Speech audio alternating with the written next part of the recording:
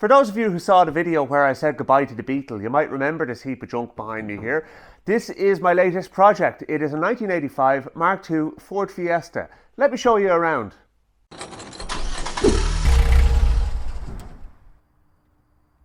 Now, when I say it's actually a piece of junk, it's not really, to tell you the truth. It's actually an awful lot better than it looks. A lot of the bodywork has already been done on it and they started rubbing it back. That's why the paint looks as ropey as hell. It's also covered in a thick layer of garage dust, which I'm going to be bottling up and selling because that adds significant value to any project that it's put on. So yeah, this is a perfect barn find car, and it actually ticks over lovely as well. I'm going to show you the engine now in a second. In here we will find the venerable Kent engine, as so fitted to the Ford's Anglia. So it's real old school push rod engine, but I'm going to start it up because it actually sounds lovely.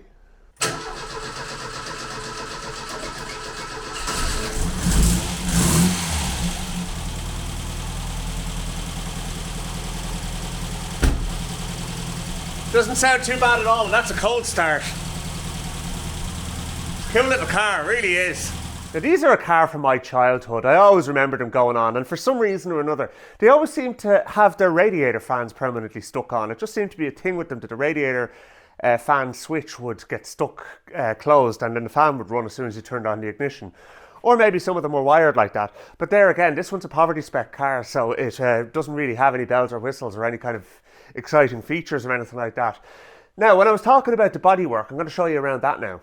You can see the bonnet has been all rubbed back and everything. Now, I'm obviously going to do that again because what happened is it was rubbed back a long time ago and corrosion has started to set in again. Things like this, there has been welding done there, but again, we're going to rub that back again, see what the story is. And same here, little bits of corrosion, a few dings and dents here and there. But then there's the slightly sketchy area at the back here now as well. I have to see what we can do with this. This is probably the worst of the areas on the car in actual fact.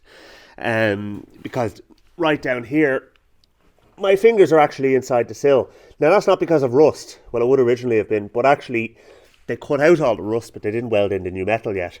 So I need to do a little bit of welding along there. But that's not so bad. Again, more sketchiness around the boot and that as well, and this side of the car is actually looking very straight by and large. Bit of corrosion addressing gone on down there with a lovely red oxide primer, and then a bogey looking well repaired down there.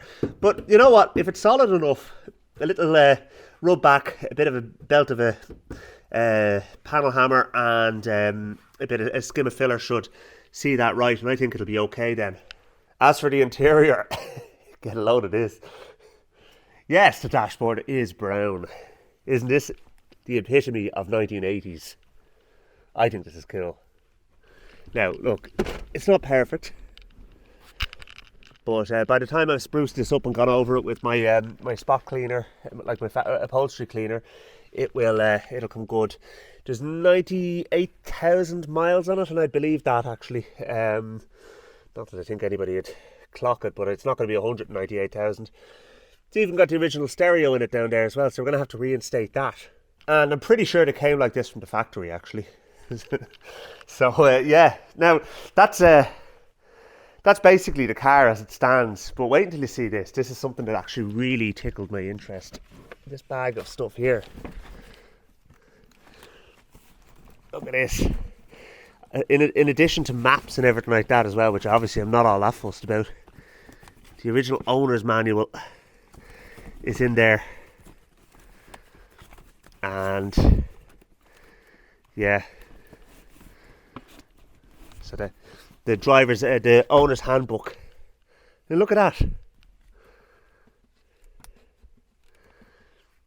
There you go. All of the optional extras and warning lights. None of which this car has. But it's going to be cool. Any bits of missing trim and everything like that are actually in the car. Jeez, the dust on that. Like things like the sill panels, and that's the rear quarter. We've got all those bits as well. And have a look in the boot now as well. You can open the bleeding thing.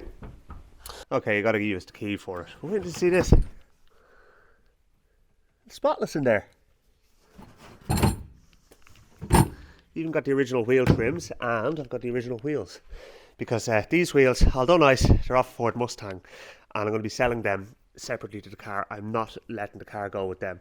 It's going to be getting back its original wheels because I want this car to be completely stock and original, which leads me on to the plan for this puppy. So it's going to be another flipper, basically like the Beetle that it replaced. However, I'm going to respray it. I'm going to learn how to properly do a spray job. It's none of this crapology with roller painting or anything like that. I'm not doing that again. It was too much of a pain in the ass, and the finish didn't justify the effort that went into it. So I won't be doing that again, but what we will be doing is I'll be rubbing it back, I'll be doing any welding that needs to be done, I'll be getting all the bodywork straightened out, and I will be giving it a respray. So before I do any mechanical work, that's the first thing that needs to happen. It needs to have the bodywork straightened out. Then after that, then we can get into the mechanical side of things. Now, as you heard, the engine is grand, but it's going to be getting the full Endfloat treatment. So we'll be doing a full service on it, giving the engine any parts it needs, and then we get onto the brakes because it ain't got none. So the brakes are pretty much non-existent, and that could be just down to sitting or whatever, or leaky slave cylinders or something like that. But to be honest with you, all the parts are there, so that's a big deal there, you know. Little details like the door panel and stuff like that. I mean, I joke about it being like that from the factory, but we will be getting a new door panel for it. And maybe get two of them. That one's a bit bogey as well. might bolt the seat back in on the passenger side as well. But yeah, listen, it's a complete car, and to be honest with you, I got it for like, the way it all worked out is I kind of broke even on the Beetle after I sold it, and I got this car then in addition to that. So whatever the Beetle stood me, I didn't really lose out on anything, and I now have this car that stands me nothing. And I also have a set of wheels which I can sell on. So I'm going to sell on those wheels, and then that will kind of fund the project to a certain degree from the get-go. And then we can kind of reassess. I need to tool up for spray painting. I've never done a spray job before, so it's a good learning experience for me. I think it's definitely it's a nice little neat car to kind of try it out on, and there's nothing too kind of sketchy going on it. The only welding I really need to do is on that sill, so neatness isn't kind of the number one priority. The other thing as well I did is I bought a gas canister and regulator kit for my welder, so we're going to convert my welding plant from gasless to gas because I can't get a decent weld out of the gasless. It's inconsistent. Sometimes I will, and then sometimes it just looks absolutely crap. So I've got I went for the disposable gas cylinders, but I may end up upgrading at a later stage the refillable. But for the time being anyway, it's there you go. That's a sound of quality right there. Boy. Oh, it's class. I love it. As I said, when this car was built, I was only 3 years old, so this is definitely a car from my childhood, and I'm sure I was in a few of them over the years and that as well.